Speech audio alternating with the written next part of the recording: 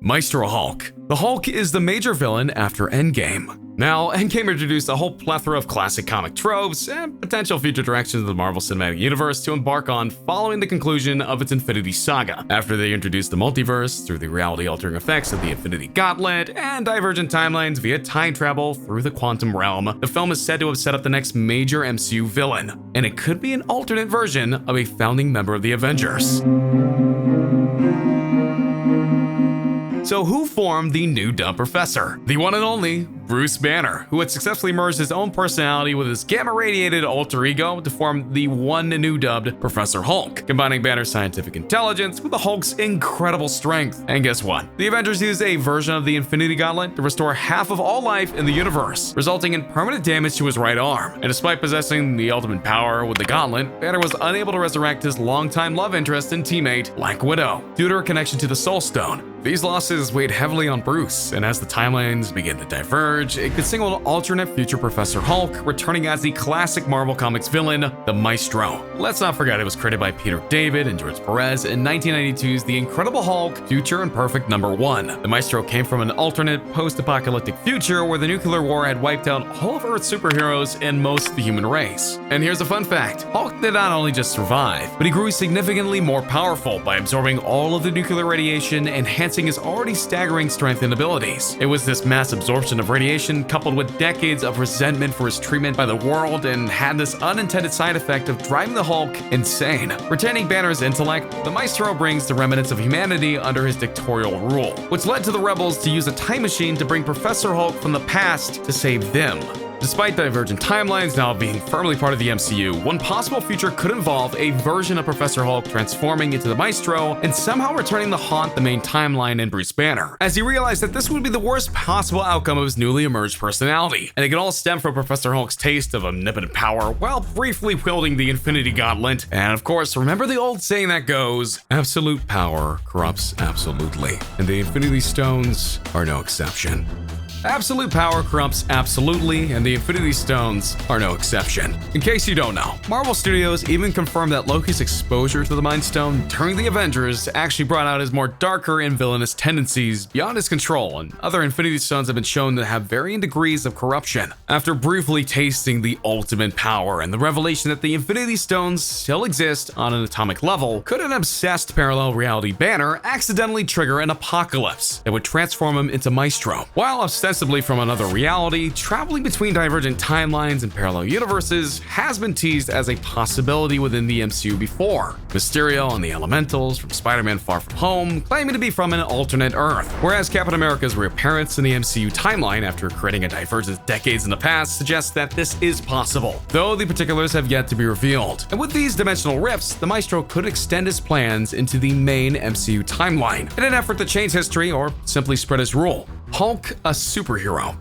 Hulk has always been one of the most unpredictable superheroes in the Marvel Universe due to his complete lack of inhibition and constant resentment for how he's treated by the world. He was still guilt-ridden over being unable to resurrect Natasha Romanoff and having tasted the Infinity for only a moment. Banner's usual obsessive nature could lead to a version of the character to take a surprise villainous turn, twisted further by the radiation left after 3 cosmic, reality-changing snaps. If this alternate timeline Hulk is anything like the Maestro, the heroes of the MCU will have to face on one of the most cunning and physically strong threats capable of smashing the entire multiverse. A new Avengers Endgame theory predicts that Bruce Banner, aka the Hulk, will transform into the Maestro, a supervillain from an alternate future who has the brains of Mark Ruffalo's Doctor and the goal of his ferocious inner being. Even a posting on Reddit from user I'm the DOS argues the way that Hulk is depicted in Endgame, where we see that he and Banner achieve harmony as the shirt-wearing smart Hulk alludes to Maestro's first on-screen appearance as Banner has figuratively murdered the Hulk and stolen his body.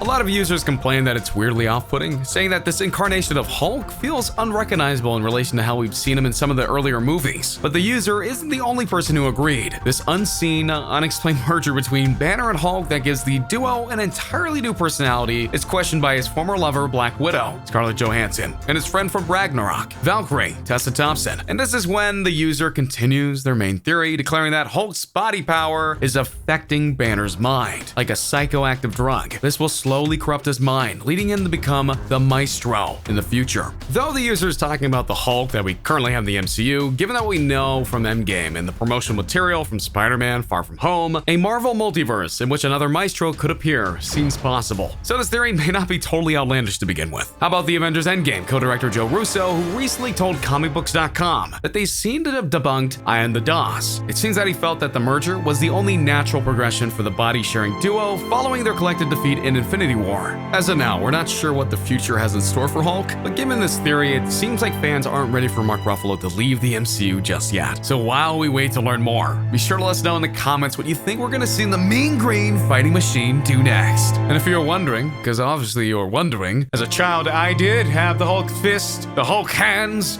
I'll give you these hands. I will smash the tables. Yes, I was a minion of destruction. I was the most terrifying 6 or 7-year-old child you have ever seen in your damn life.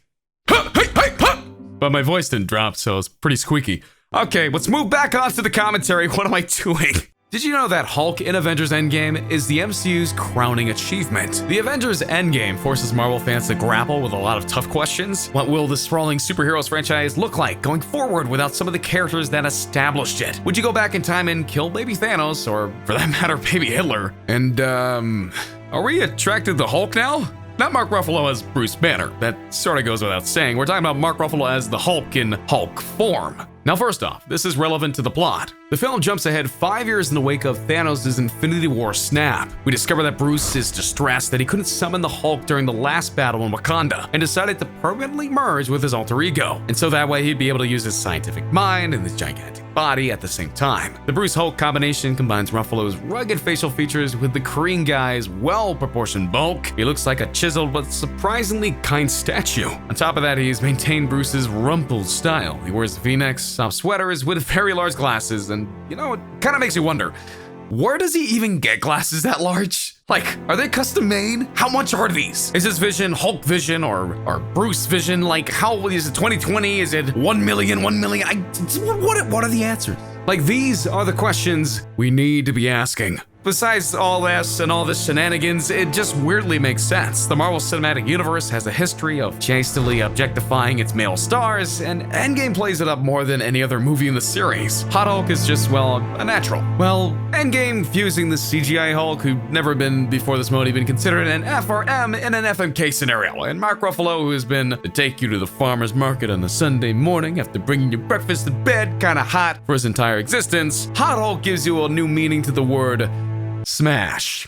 Garner the weird fleshy strings of muscle that always kind of looked wet and amphibious in previous movies. Garner the roars of the ape is fist pounding and proverbial grunts. Hot Hulk's scruff is well maintained across a jawline shaped like a mountain. He speaks in Mark Ruffalo's soft cadence. He claps the most fragile of the Avengers laboratory tablets with his huge yet gentle paws. And not only does he wear clothes, but he also wears sweaters. Definitively the hottest item in a man's wardrobe. Crucially, he gets to keep his chest hair, a privilege that only Hulk and Ant-Man have enjoyed. Since the Avengers in 2012, Mark Ruffalo's Bruce Banner has always been a kind-hearted, mild-mannered scientist with an angry side when he turns green and smashes things. But after fusing together the brains and the brawn off-screen for Avengers Endgame, Banner may have put things in motion for him to become one of the most dangerous villains in all of the Marvel Comics, the Maestro. One Marvel fan posted a theory to the r/fan theories subreddit on Thursday, all about how Hulk's body's power is affecting Banner's mind like a psychoactive drug. Reddit user Ian the DOS writes, this will slowly corrupt his mind, leading him to become the Maestro in the future. In the comics, the Maestro is a version of the Hulk from the far future that has Banner's intelligence, and after the nuclear fallout destroys most of Earth, he's driven mad by radiation. Here's the post in its entirety, which points out that despite Professor Hulk being played mostly for laughs in Endgame, as he dabs for some kids and gives Scott Lang tacos, it's really unsettling that Bruce Banner sort of murdered the Hulk and stole his body. The new version of Banner Hulk that we see in Endgame is cheery and totally chill in every way that we saw Banner in his human form. So is it possible that Professor Hulk's mind is truly being corrupted and that he'll eventually become a horrible villain? Maybe. At least the very least, something doesn't feel quite right about him, especially when Professor Hulk talks about the Hulk in the third person. Bruce Banner was always jittery, anxious, and nervous, probably because he was afraid afraid of accidentally transforming into the Hulk at times, but 18 months in the Gamma Lab off screen allowed him to fuse these two aspects of his personality into one. And they're sharing one unchanged form right now. Then why does it feel more like a happy Bruce Banner is piloting Hulk's superpower green body instead? Mark Ruffalo said years ago that Thor Ragnarok, Avengers Infinity War, and Avengers Endgame are ostensibly a secret Hulk trilogy, but the eventual story arc feels off-putting by the end, maybe even sinister in some eyes. The way that Hulk talks about Banner and vice versa in Thor Ragnarok makes them seem like two distinct identities, rather than an aspect of a single psyche. Banner can't believe that 2 years have passed when he finally transforms into his human form. This implies that while one of them is in control, the other isn't just some kind of psychic stasis where the two have no awareness of what the other is doing. We saw something similar after the Avengers Age of Ultron opening when Banner was worried that he may have killed people. In the Avengers and Age of Ultron, Hulk felt like more of a dangerous, overpowered weapon that Banner would bring out for the big battles. But Thor Ragnarok gave Hulk a dim-witted yet incredibly charming and funny personality. So much of that personality was fueled by blind rage, and if Endgame communicates anything clearly about the new Professor Hulk, it's that all that rage has evaporated, and so is Hulk as we knew him. By the time we reach Endgame, Professor Hulk is totally blissed out as he cracks jokes about time travel. He can't even muster up the rage to properly smash things when time traveling back to the Battle of New York, instead half-heartedly denting a car as he mumbled. Most viewers laughed here, but it's actually a dark moment once you realize that the real Hulk doesn't exist at all anymore. It's here.